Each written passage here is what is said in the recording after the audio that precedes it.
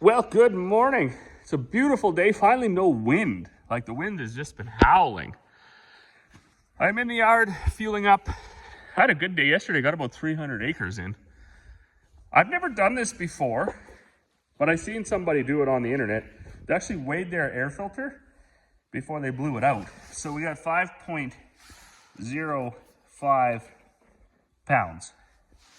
So I'm gonna blow it out and see what it weighs.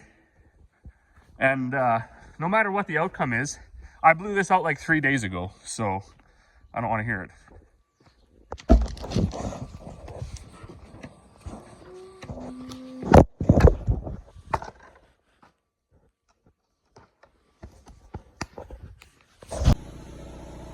So there we go, we just blew it out. Now it weighs 4.2. So there was 0.85 of a pound of dirt in here. And like I say, I really don't want to hear about the maintenance thing.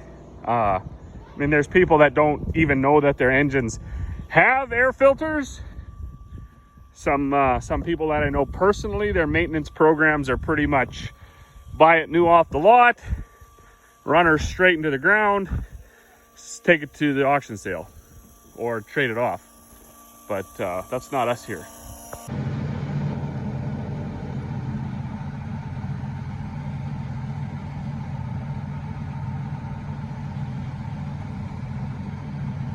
And like the worst part of seeding canola is trying to figure out how many bags you need to get from here to there. Like 5 rounds, 4 rounds. And I've said it before, this is a brutal setup. I don't even know why they did this. But I got 3 rollers on this side, then a blank space, and then 2 on this side. So this side empties like twice as fast.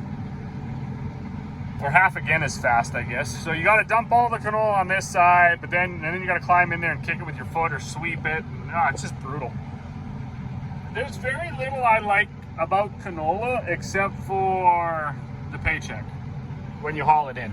Seeding it is no fun. Watching it grow is no fun. Spraying it is whatever. I mean, spraying. Harvesting it is always a nightmare. You don't know if it's going to be, it's green or tough or whatever the case may be. You're always waiting for that. It's a nightmare of a crop. When it was worth 26, 27 bucks, it was really fun. But now it's back to, today I think it was about almost 16 bucks again, or yesterday, I guess. Anyways, as you can see, Corey was kind enough to run me out 2 more bags, and then she actually threw me a spare one on the auger there, so I'll make a few more rounds and we'll see where we get to. Well, check it out, that's it. We got a couple of 600 and some acres of canola in by the 10th of May. We were going to leave the canola right till last this year, but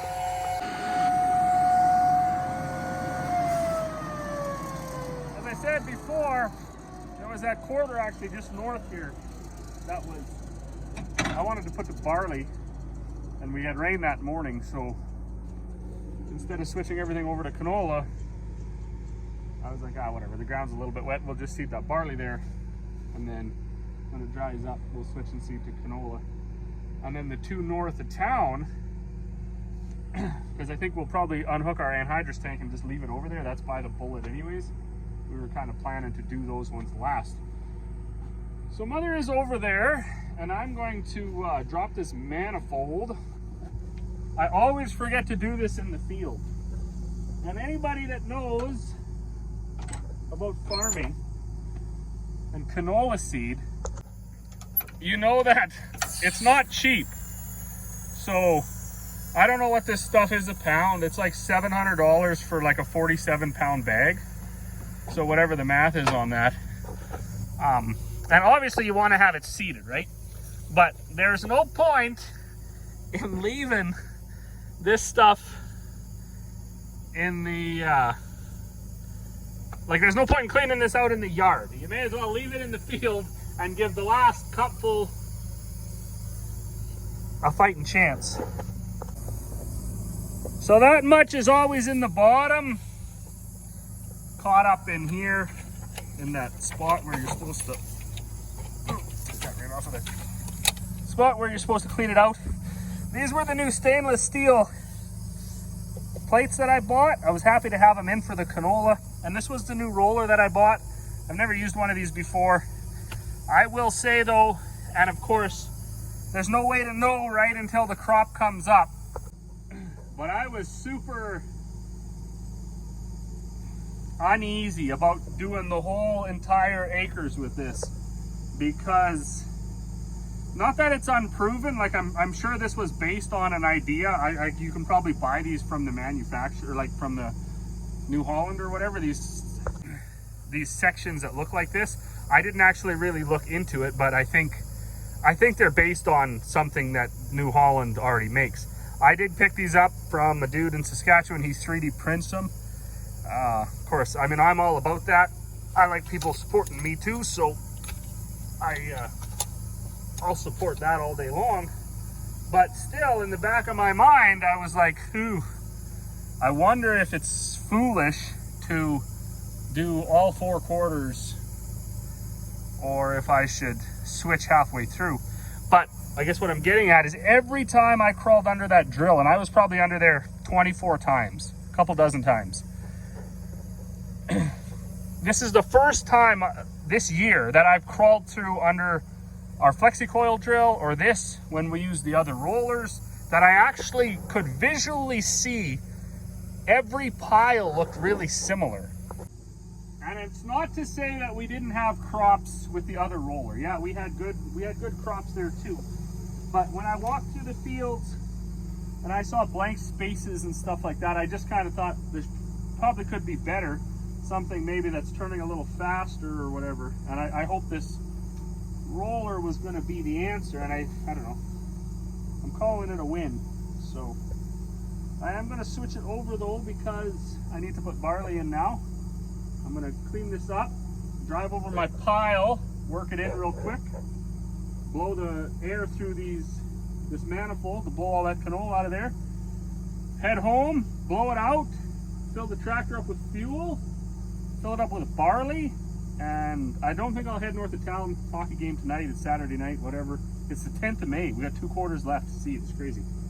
So we'll probably take it easy tonight. Tomorrow's Mother's Day, blah, blah, blah. We'll just see how the weekend goes. So anyways, as always, thanks for watching, and we'll see you all on the next one. Oh, well, we're not quite done yet. You thought it was over, but I got to point this one out because there might be some of you folks that think we're neglectful around here and we don't pay attention to our equipment because we had some dirt in our air filter. But I got to point this out. So I had mentioned this on another form of social media, but I'll do it here. I'll do it here as well. So the other day, maybe 5 days ago, when I was doing my morning inspection while the tractor was warming up, I looked in and I saw the belt that drives that alternator was cracked. So I tightened it up a little bit and then told Corey about it, sent her the part number. She checked at Douglas Lake. It was $72. And I was like, well, that's just absurd. So she phoned Pat's and it was $19. So I finished the canola and I drove in the yard and I fired up the hydraulics for back here, which start the fan, and then you select it down to manifold because I was going to clean out the manifold. But by the time I got back here, it had shredded this belt. So it's a good thing we ordered it because it's Saturday night. Nobody's going to be open Sunday. That belt, they had to actually order it out of Pat's. It was here the next morning. But it's unbelievable, these dealerships. I really think that they're going to start to shoot themselves in the foot, especially if all of this right to repair and stuff goes through, where they're, these farm groups are demanding that dealers and manufacturers unlock this stuff so we can work on it ourselves, because they're basically building in their building in their profits, right? They're making sure that you need to get the parts from them or you don't get any warranty, and the parts are like, they're not just a little bit more, they're on that belt from $19 to $72. And you hear it right across the board: starters, alternators, hydraulic pumps, fuel pumps, like anything, hydraulic rams. This stuff is all not super specific to the equipment. In most cases, it's not specific at all. It's just a belt, right? But and lots of times it'll even be a whatever, like a Gates belt or whatever, a Goodyear belt. They just wrap it in a CNH or a John Deere package and ship it to you that way. Try to sell you on the 10,000% markup. Anyways, garbage. I don't like it. I think that as more and more new age farmers are taking over and are super familiar with online shopping, online buying, ordering, getting connected to wholesalers and stuff like that, some of these dealers are going to really suffer. They're going to be just for the big time operators who kind of finance or lease everything anyways, and that's going to be that.